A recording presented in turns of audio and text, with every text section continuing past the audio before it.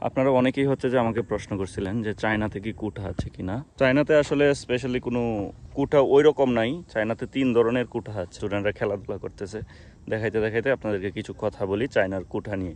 খুবই অল্প পরিমাণ, যেটা হচ্ছে বাংলাদেশে আগে ছিল। যেমন তাদের হচ্ছে পিছিয়ে থাকা যে জনগোষ্ঠী আছে তাদের জন্য কুঠাটা দেওয়া হয় বৈষম্য দূর করার জন্য। এবং যে এলাকাগুলো পিছিয়ে আছে মানে এথনিক গোষ্ঠী, এইগুলাকে দেওয়া হয়।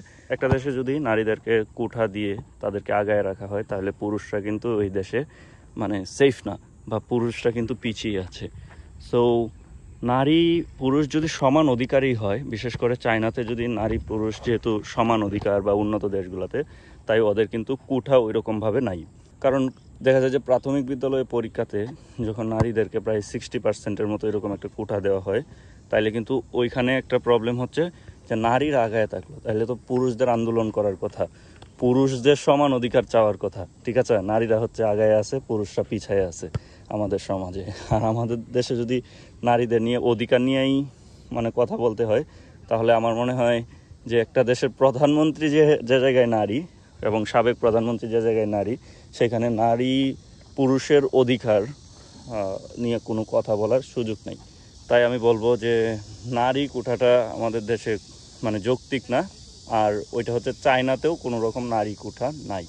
তারপরে আসি মুক্তিযোদ্ধা কোঠার কথা। মুক্তিযোদ্ধা কোঠা আমরা ফ্রিডম ফাইটারদেরকে খুব সম্মানের চোখে দেখি, তাদেরকে খুবই আমরা পছন্দ করি বা ভালোবাসি। ফ্রিডম ফাইটারে 20,000 টাকা তারা বেতন পায় বা তাদেরকে সম্মানই দেওয়া হয়। আমার মনে হয় এটা ফ্রিডম ফাইটারদের সাথে অন্যায় করা হচ্ছে। 20,000 টাকা তাদেরকে সম্মানই না দিয়ে তাদেরকে, আমি বিশ্বাস করি বা আমি মনে করি তাদেরকে এটা 1 লক্ষ টাকা করায় দেয়, তাইলে সাধারণ কোনো মানুষের এটা নিয়ে কথা থাকবে না। ফ্রিডম ফাইটাররা দেশের জন্য যুদ্ধ করছে, তারা যদি 1 লক্ষ টাকাও বেতন পায় বা তাদেরকে যদি গাড়ি দেওয়া হয়, বাড়ি দেওয়া হয় ফ্রিডম ফাইটারদেরকে, তাইলে আমার মনে হয় না যে বাংলাদেশের কোনো সাধারণ নাগরিকের কোনো পরিমাণ সে থাকবে। আমার মনে হয় ফ্রিডম ফাইটারদেরকে বাংলাদেশে এই রকম লাক্সারিয়াস লাইফ দেওয়া উচিত, যে লাইফটা মানুষ দেখে বলবে যে না, তারা যুদ্ধ করার কারণে তারা খুব সুন্দরভাবে জীবনযাপন করতেছে, তাদের এরকম জীবন তারা ডিজার্ভ করে। তারা এখন ফ্রিডম ফাইটার যারা আছে অনেকেই মারা গেছে, তার ওয়াইফকে দেওয়া হোক, তার সহধর্মিনীকে দেওয়া হোক। গোলটা কিন্তু ভালোই করার চেষ্টা করছিল। তাদের ওয়াইফকে দেওয়া হোক। তারপর তারা ওয়াইফরা যদি পায় তাহলে কিন্তু তাদের যে মানে সন্তানরা এখান থেকে সুযোগ সুবিধা পাবে। কিন্তু ফ্রিডম ফাইটারদের যে বাবার জন্য একটা সন্তান যে সুযোগ দেশে ভোগ করবে, এই জিনিসটা আমার মনে হয় না যে অন্য কোনো দেশে ওইরকমভাবে আছে। আমাদের দেশের ফ্রিডম ফাইটার, তাদেরকে আমরা স্যালুট জানাই। তাদেরকে আমাদের যদি 1 লক্ষ না 1.5 লক্ষ টাকা বেতন দিলেও কোনো সাধারণ মানুষের আমার মনে হয় না যে সে থাকবে। কারণ তারা জীবনের ঝুঁকি নিয়ে যুদ্ধ করছে। তারা হচ্ছে যে তাদের আরও বেশি পরিমাণ বাড়ি দেওয়া হোক, গাড়ি দেওয়া হোক, তাইলে আশা করি যে এইটা নিয়ে হচ্ছে তাদের কোনো রকম মানে কারো কোনো রকম প্রবলেম থাকবে না। আর যদি মুক্তিযোদ্ধাদেরকে নিয়ে কারো কোনো রকম প্রশ্ন থাকে, তাহলে আমার মনে হয় না সে স্বাধীনতার পক্ষের লোক। কিন্তু সমস্যা হচ্ছে যখন মুক্তিযোদ্ধার নাম ভাঙিয়ে মুক্তিযোদ্ধার সন্তান এবং মুক্তিযোদ্ধার নাতি তারা হচ্ছে যে কুঠা চাইবে, এই জিনিসটা কিন্তু আমাদের দেশের সাধারণ মেধাবীদের জন্য, আমাদের জন্য খুবই হুমকি স্বরূপ। দেখুন, খেলাটা আমার খুব ভালো লাগতেছে তাই আপনাদেরকে দেখাচ্ছি। এখানে ওই রকমভাবেই খেলাধুলা করা হয়। এই জিনিসটা আমার কাছে যৌক্তিক মনে হয় না। আর আমি, আপনারা যেহেতু জানতে চেয়েছেন চায়নাতে কি এরকম বিষয়গুলো আছে নাকি, আমি এই আলোকেই কিন্তু কথা বলার চেষ্টা করছি। ফ্রিডম ফাইটার যারা আছে আমি তো বললামই, তাদের প্রতি আমাদের শ্রদ্ধা সম্মান থাকবে।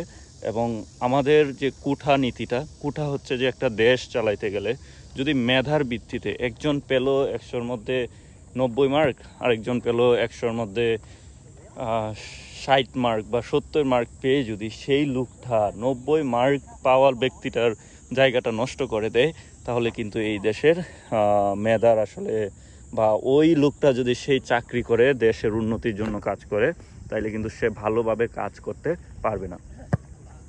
সো আমাদের দেশে প্রচুর পরিমাণ মেধাবী মানুষের দরকার আছে। মেধাবী সেক্টরগুলোতে ওরা কাজ করুক। আমি যতটুকু দেখলাম বর্তমান সময়ে যারা দুর্নীতি করতেছে বা দুর্নীতির সাথে জড়িত, তারা কিন্তু মোস্ট প্রবাবলি যে তারা অনেক বয়স্ক লোক, মানে ইয়ং প্রজন্মের যারা আছে তারা কিন্তু ওই রকম দুর্নীতির সাথে জড়িত না। বিশেষ করে সাকলাইন একজন ইয়াং প্রজন্মের লোক, তারপরেও সে কিন্তু অনেক আগে, প্রায় 15 বছর বা 10 বছর আগে সে চাকরিতে জয়েন করছে। দুর্নীতিতে তো দেশটা ভরে গেছে। ব্যারিস্টার সুমন একটা সুন্দর কথা বলছিল যে দুর্নীতির কুঠাটা নিয়েও কথা বলতে হবে, যে একটা দেশে এত পরিমাণ দুর্নীতি হইলে একটা সাধারণ মানুষ তার 10,000 টাকা ইনকাম করতেই তার জীবন বের হয়ে যায়, আর যে দুর্নীতি করে বসে বসে শুধু একটা কলমের গুতায় মানুষকে বিপদে ফেলিয়ে তারপর হচ্ছে যে হাজার হাজার কোটি টাকা সে সাধারণ জনগণে নিয়ে যাচ্ছে, এটা কিভাবে সম্ভব হয়? আমাদের দেশে সাধারণ ফ্যামিলিগুলো যারা আছে তারা ভালোভাবে বাজার করতে পারতেছে না, তাদের সংসার চালাতে পারতেছে না, বাপ মা দেখা যায় যে অসুস্থ হচ্ছে, চিকিৎসা করতে পারতেছে না। সেই জায়গা থেকে যারা একটা ছোটোখাটো ড্রাইভার হয়ে একটা সরকারি একটা দেখা যায় যে ফার্স্ট ক্লাস চাকরি করে বিসিএস ক্যাডাররাই আছে, তারা হচ্ছে 40,000 টাকার মতো বেতন পায় প্রথম ঢুকে। সেই মানুষটা যখন বিদেশে বাড়ি গাড়ি করে ফেলে, তাহলে এই দেশের সাধারণ মানুষ কিন্তু এটা নিয়ে আসলে ভাবছে এখন। আমার মনে হয় এটা নিয়েও কোনো এক সময় বাংলাদেশের মানুষ খুব বড় ধরনের প্রতিবাদ করবে, যখন দেখবে যে অর্থনীতির বেশিরভাগ অংশটা সাধারণ মানুষের কাছে নাই, এইটা হচ্ছে কিছু গুটি কয়েক মানুষের কাছে চলে গেছে। যেমন পেপার পত্রিকাতে দেখলাম পরে, বেনজিরের মতো যারা মানুষ আছে তারা হচ্ছে হাজার হাজার কোটি টাকার মালিক, আবেদের মতো যারা মানুষ আছে, তারপর ছাগল কাণ্ডের যে মতিউর আছে, তাদের হাজার হাজার কোটি টাকার মালিক হয়ে গেছে। কিন্তু তাদের পাওয়ার কথা ছিল কিন্তু বিসিএস ক্যাডারে হায়েস্ট মনে করেন 1 থেকে 1.5 লক্ষ টাকা কিন্তু তাদের স্যালারি থাকার কথা, সেখান থেকে 1.5 লক্ষ হাজার হাজার কোটি টাকার মালিক হয়ে গেছে। সেই জায়গা থেকে কিন্তু এটা আমাদের দেশের সাধারণ মানুষের অর্থগুলা কিন্তু তাদের কাছে গিয়ে আটকা পড়ে গেছে। আমাদের দেশের মানুষ উদ্যোক্তা হইতে পারতেছে না, আমাদের দেশের মানুষ চিকিৎসা করতে পারতেছে না, আমাদের দেশের মানুষ তারা হচ্ছে যে ভালোভাবে কেনাকাটা করতে পারতেছে না।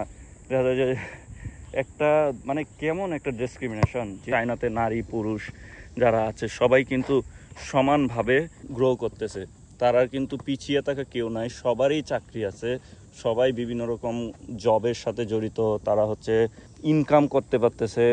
মানে প্রত্যেকটা 18 বছরের উপরের যে ছেলে মেয়ে তারা যদি পড়ালেখা না করে, পড়ালেখা করলে পড়ালেখার মতো করতে হবে, যে পড়ালেখা সরকার হাজার হাজার কোটি টাকা খরচ করতেছে তাকে বানানো হচ্ছে ইঞ্জিনিয়ার, সে দেখা যায় যে করতেছে দল করে 5 বছর 6 বছর মানে মানে পড়ালেখা অফ করে, পড়ালেখার কাজটা ভালোভাবে না চালিয়ে সে হুদাই সময় নষ্ট করে অন্য একটা দল করতেছে। এগুলা উন্নত কোনো দেশেই আমার মনে হয় যে এলাও না, যেটা আমাদের দেশে বা এলাও আছে।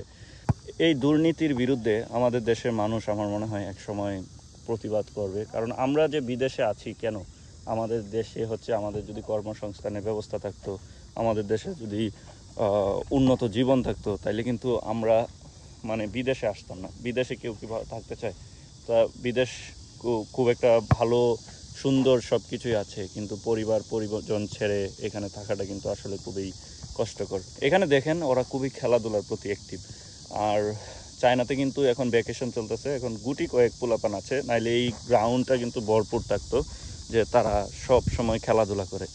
শত শত হাজার হাজার স্টুডেন্টরা দেখবেন যে গ্রাউন্ডে খেলাধুলা করেন, কারণ তাদের তো অন্য কিছু করতে পারে না, বুংবাং করতে পারে না, যে একসাথে বসে 10 জন আড্ডা দিবে, এটা কিন্তু চায়নাতে আসলে এরকম করে না। তারা খুবই খেলাধুলা নিয়ে সচেতন, তারা অনেক লাইব্রেরিতে পড়ালেখা করে, এবং তাদের দেশে যে কিছু মানে পিছিয়ে থাকা জনগোষ্ঠী যারা আছে তাদেরকে তুলে নিয়ে আসার জন্য সরকার কিন্তু, যেমন আমাদের রাঙ্গামাটি আছে, বান্দরবন আছে, এরকম পিছিয়ে থাকা যারা জনগোষ্ঠী আছে তাদের জন্য কিন্তু কোঠা ব্যবস্থা আমরা চাই।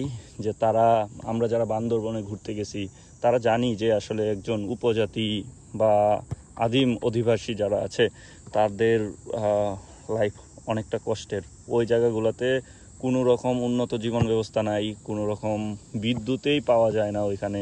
আর ওইখানে রাস্তাঘাট যেহেতু ভিতরের যে জায়গাগুলো আছে, যেমন থানচি বা এই এলাকাগুলোতে আমার এক্সপ্লোর করা হয়েছে, পাহাড়গুলো অনেক পাহাড় আমার এক্সপ্লোর করা হয়েছে, কিন্তু ওইখানে যেহেতু নাই, ওরা আসলে ডিজার্ভ করে কোঠাটা। কিন্তু আমরা যারা আছি, বিশেষ করে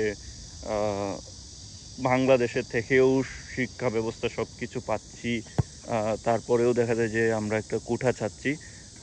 এই জিনিসটা ঠিক না। যেটা হচ্ছে মুক্তিযোদ্ধাদেরকে আমি চাই যে তাদেরকে উন্নত জীবন ব্যবস্থা দেওয়া হোক, যাতে আমাদের পরবর্তী প্রজন্ম বুঝতে পারে যে মুক্তিযোদ্ধা হইতে হবে।